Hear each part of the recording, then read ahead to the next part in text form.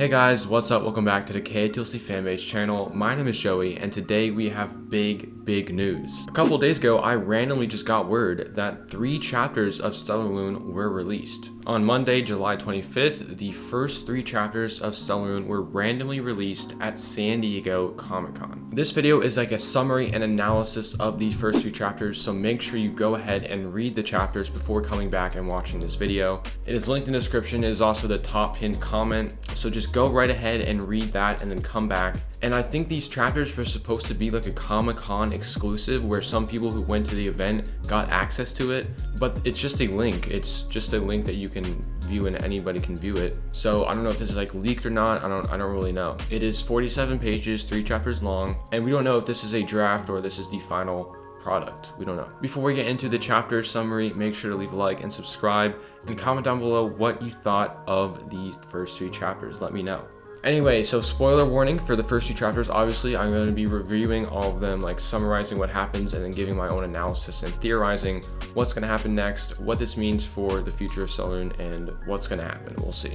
So now that you're back, you've read it, let's talk about the first chapter. And there will be like timestamps in the description if you want to go between different chapters. So the first chapter starts off 1 hour after Keefe left and unlocked. So he's left a letter, he's talked to Grady, and he's left for the Forbidden Cities, and just STELLARLUNE picks up 1 hour after that happens. Sophie finds his note and reads it and then talks to Grady, asking him all sorts of questions.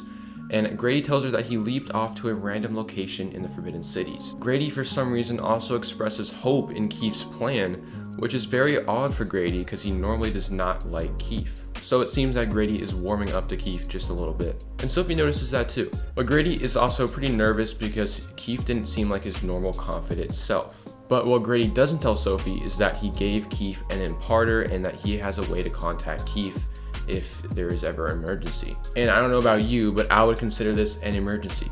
But they don't call him, and Sophie says that she can fix Keefe if she ends up talking to him and finding him. Sophie and Sandor, which is there as well, I didn't mention that, but they all decide to go and visit Roe, which is at Elwyn's house, because the next logical step would be to talk to Keefe's bodyguard to see if she knows anything about his plan and where he's going, because she was pretty much the last person who saw him. So chapter 2, and this is the longest chapter, it's pretty long. So chapter 2, they get to Splendor Plains and Roe and Elwyn explain what happened. Keefe gave the command for Roe to sleep so that he could get away and escape. And then for some reason, Elwyn says that we should trust Keefe as well. So Elwyn and Grady have both placed their trust in Keefe's plan for some reason. I don't know why. They both feel like Keefe knows what he's doing and he is just like gonna be totally fine in the Lost Cities, the Forbidden Cities. Everyone thinks that the best way for Keefe to take control of his abilities is for him to take some time alone and figure them out for himself. Sophie then explains to everybody that he is in a random city and that Keefe doesn't even know where he is, and she can't transmit to him because Keefe is ignoring her. Sophie asks what Keefe was doing before he left, and Elwyn explains that he was on a call with Dex. And then Roe asks to read Keefe's letter to maybe see if there's any information that Sophie might have missed. And this is just one of my favorite parts of the entire preview because Shannon Messenger just can't control herself with bringing ships into everything. But honestly, I'm not even that mad at this point because you'll see why. So Roe reads the last part of the letter and then just confronts Sophie about this. You know, Keefe said he almost confessed, but he didn't like do it fully. He said that he means a lot to her more than that she'll ever know. And Roe just confronts Sophie about this. She just goes straight in head on. Sophie's like, what does this mean, Sophie? Roe is just so done with Keefe. She's just done with Keefe not telling her his true feelings, and she's also just done with Sophie being so oblivious, and she just does not care. She just goes all out, which that's why we love Roe. And we get so close to Sophie finally, having some character development and figuring out what's going on. And Roe knows it too, but we crash down to reality because Sophie just dismisses the thought because there are much bigger matters at hand, which that's true. There's much better priorities to think about, such as finding Keefe. But still, this is a very pivotal moment in the whole thing because, she's starting to figure it out. And this is just why I love Roe, because she just has a great dynamic with everybody. She's definitely just growing to be one of my favorite characters. Anyway, we circle back to Keefe's call with Dex, which is the original topic that we were talking about. So they call Dex on his imparter and ask him what they were talking about because Dex was one of the last persons that was in contact with Keefe. And Dex answers the imparter just crying, which is weird. He first talks about how maybe it's good that Keefe ran away, that maybe he knows what's going on, he has it all figured out. And I don't know why everybody is saying this. Why do people think it's a good thing that he's out in the Forbidden Cities with no information, he doesn't know how to survive? I don't know why everyone is saying that. For some reason, Sophie seems to be the only one who thinks that it's a bad idea. This is not good. And for the record, I personally don't believe it's a good thing that Keefe is out there in the Forbidden Cities with nobody. And Sophie gives a lot of great reasons. This is exactly what I think. Keefe has zero understanding of the human world and how it works, so I don't understand how he's gonna survive. Like, Keefe can take some time for himself to figure out his ability, but that doesn't mean he has to run away and do it in Forbidden Cities. I don't see how that helps. Anyway, Dex tries to track Keefe's registry pendant doing some technopath stuff, but they found out that Keefe must have ripped off his pendant, which makes sense, he doesn't want to be tracked. And before you start commenting that they can just use the spy ball and find out where Keefe is, you can't, because the spy ball is also connected to the registry pendant, so I'm sure they would have thought of that too. And while Dex tries to explain what they were talking about when Keefe was calling Dex, he says that both Lex and Bex both manifested abilities.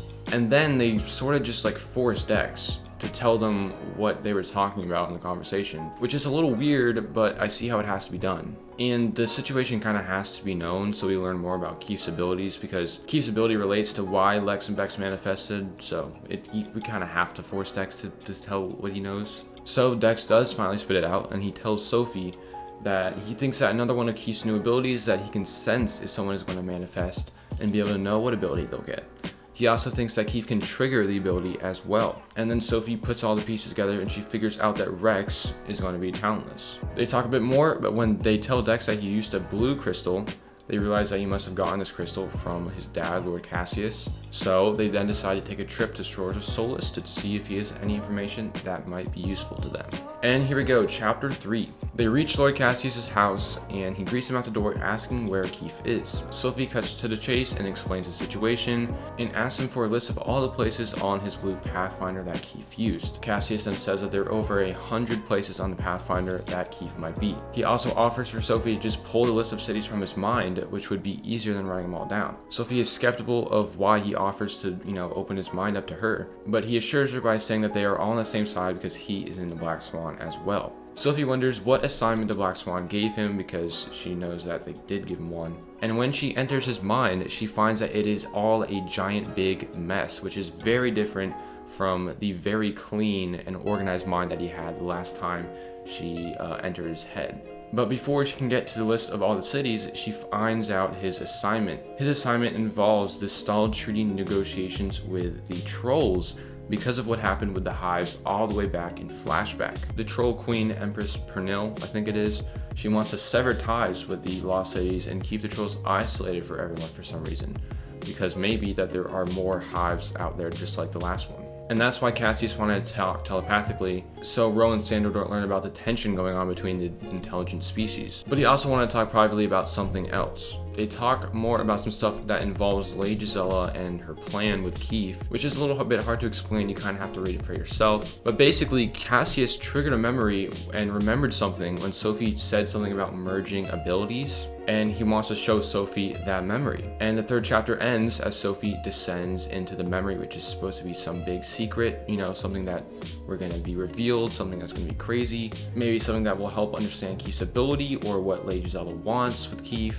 But whatever it is, we don't know because that's where the chapter ends, pretty much on a cliffhanger. Shannon's specialty. So that's the whole third chapters. Kind of a lot happens. They go from 3 different places in 3 chapters. We learn a lot of new information. We get a lot of new content, and this is just crazy. And I don't really know why we got this even in the first place, but I'm not complaining. This is great. This made me so excited for STELLARLUNE. So that was my summary and analysis of the first 3 chapters. I am really surprised that she even released this at all. Yeah, I know it was supposed to be some sort of exclusive, but I mean, it's pretty much now public information. And I'm also a little bit confused because this might not be the final draft of the first 3 chapters, because I found at least one typo. I just randomly found it. There might be more. So I'm not sure if this is like the final product, because there's still 3.5 months before, November 8th. But I don't know when Shannon has to submit the final thing because they do have to eventually start printing it and like go into production of the books. But that's pretty much all I have to say about this. I was just so surprised, but also excited that this was even released at all. I can't wait to see more. Once that 3rd chapter ended, I just wanted to keep going on. I just wanted to keep reading it and see what happens, but we'll have to wait, 3.5 months until that happens. If you enjoyed this, make sure to leave a like and subscribe and comment down below what you thought of the first 3 chapters. That's gonna be it for me, and I'll see you guys in the next video.